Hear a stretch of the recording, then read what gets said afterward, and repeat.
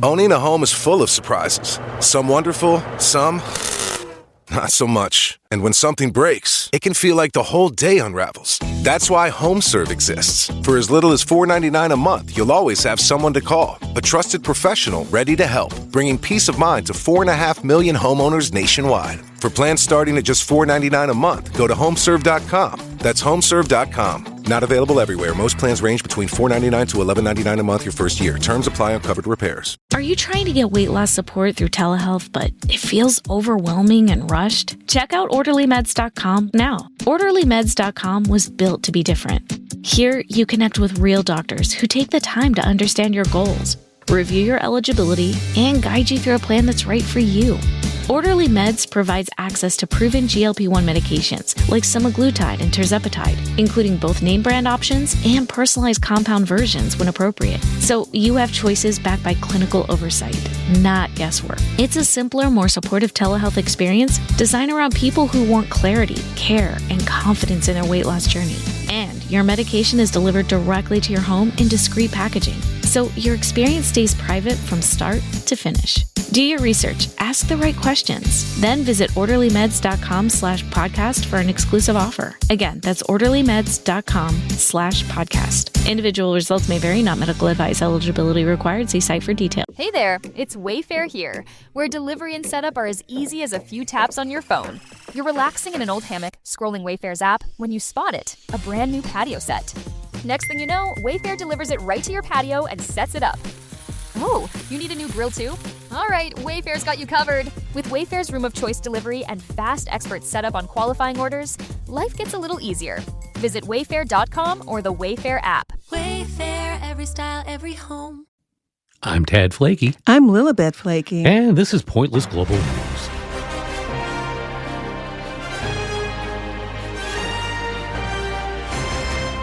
On today's show, Pope Leo spent his childhood observing clowns, and now it's paying dividends. Then I'll tell you about the woman who fell through the floor of a porta potty in Australia.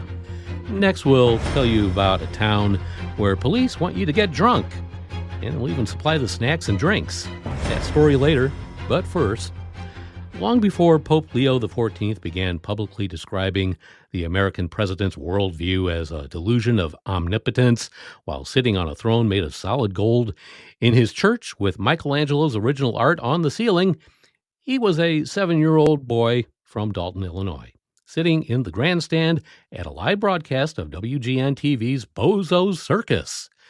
His older brother, John Prevost, confirmed the appearance this week, calling it a fun piece of family history. Vatican observers have described it as the first documented instance of a future pontiff receiving direct exposure to a clown show, specifically one where adults in ill-fitting costumes, walking funny in strange shoes, insist on their own authority with the mental gravitas of a 5-year-old. No official statement has connected the two events because we can all see it plain as day. The tickets, according to his brother, were notoriously hard to get back in 1962. A member of the WGN band taught music at the elementary school where the future pope's father served as superintendent, and the offer was extended informally. The Prevost brothers, John recalled, jumped at the chance. The family attended during a school holiday, which John noted with some pride, as it meant that nothing academic was missed. He offered no comment on what was gained. Bozo's Circus aired on WGN-TV from 1961 to 2001, a 40-year run during which ticket waiting lists were sometimes measured in years.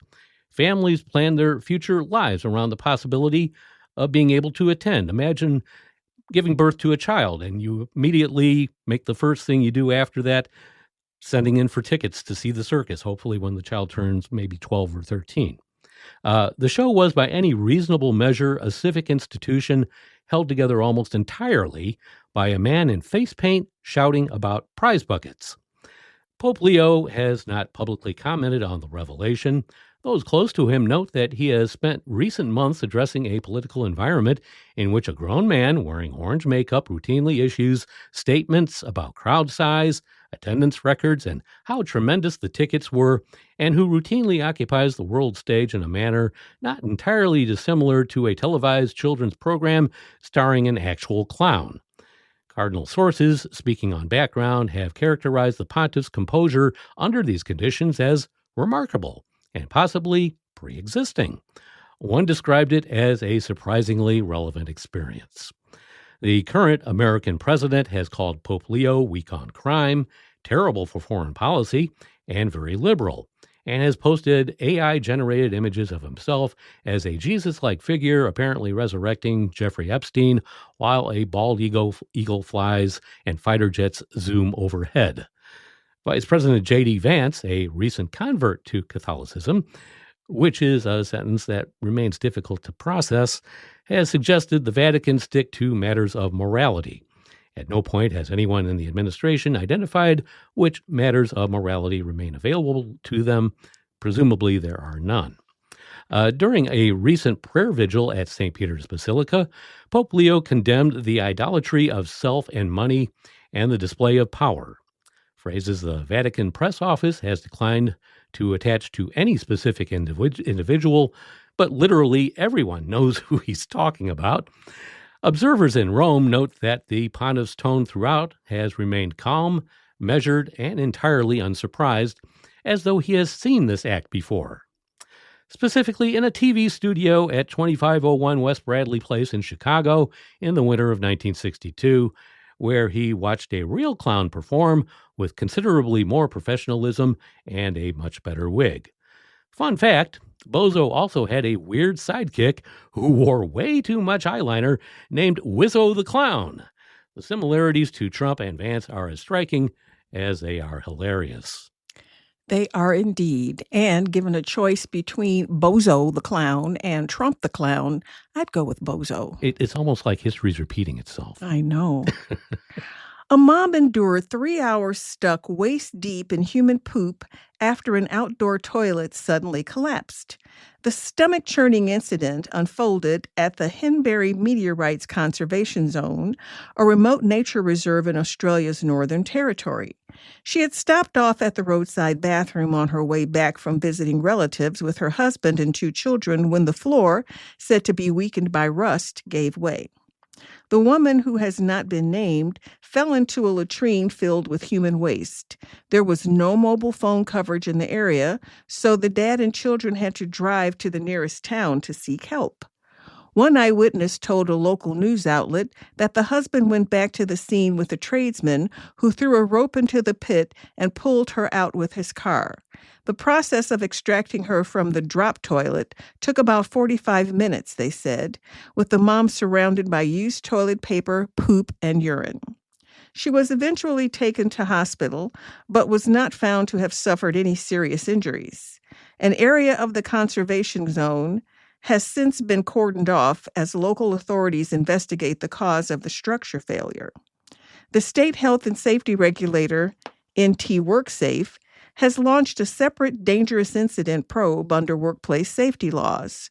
A statement said, NT WorkSafe has been notified of an incident where a tourist fell into a sewage pit at the Henbury Meteorites Conservation Zone. The notification was made by the agency with management of the conservation zone as a collapse or partial collapse of a structure, which is a dangerous incident under the work health and safety laws. Local blogging site Action for Alice wrote, "This won't feature in tourism brochures," adding, "Somebody is in a lot of shit for this one." Local community groups slammed the incident as symbolic of decaying infrastructure in the region. It isn't the first incident in Australia involving drop toilets, which are not connected to sewers and are common in more remote areas. In July 2024, a man was rescued in Indigo Valley near Wodonga, Victoria, after getting stuck in a drop toilet, which rescuers were forced to dismantle in their efforts to get him out. After half an hour, he was pulled from the pit and transferred to hospital. Well, I'm just glad that she didn't cut herself or break anything in the fall, because I don't know how many antibiotics would have been required to disinfect her after sitting in poop for hours. Yeah, that sounds messy. It's horrible. It is horrible. Well, finally, in Phoenixville, Pennsylvania, police there are actively looking for drunk volunteers. And in case you're wondering, Phoenixville, Pennsylvania, it's about a half-hour drive northwest of Philadelphia. The idea sounds like something cooked up late at night or maybe during an April Fool's brainstorm, but it's real, and they're serious about it. Here's how it works. The department will supply alcohol and snacks, while officers stay completely sober and observe. The goal isn't entertainment, it's training. These drunk volunteers help officers practice field sobriety tests and similar situations in a controlled environment. A bit unusual, sure, but this is really nothing new. They're called wet labs, and they've existed for years, even if many locals are just now hearing about them. At first, people online did not buy it. They thought it was a joke. Honestly, who wouldn't? A police department was asking for drunk volunteers. It just feels like a headline that writes itself, but no punchline followed, just instructions. Details are still a little fuzzy. Police haven't said what kind of alcohol will be served, whether it's beer, wine, or maybe even something stronger. That perhaps hangs in the air like an unfinished sentence. Still, the structure is strict. Participants are tested before drinking, so there's no happy hours, and then monitored throughout to reach specific intoxication levels. It's controlled, measured, and almost clinical, despite the odd premise. The sessions are scheduled for this May 5th through 7th, running from 8 a.m. till 4 p.m. each day. So if you happen to be in the Philadelphia area, you might want to swing on by and get yourself wasted and not get in trouble for it. Anyone interested needs to contact Officer Matthew Fusco at mfusco@phoenixville.org and complete the class enrollment form. If selected, make sure that you have a designated driver to get home, or at least maybe a Lyft driver. I've seen these things on television where they show what happens in these wet labs, and without a doubt, people always think that they're less impaired than they really are. So it is a good thing that they run these kinds of tests and get some practice in conducting the field sobriety test. It's definitely the definition of a win-win. Absolutely. One side gets drunk, the other takes notes and learns something. Well, that's going to be a wrap for another Pointless Global News. Be sure to follow us wherever you get your podcasts. I'm Tad Flakey. I'm Lilibet Flakey. Stay pointless, my friend.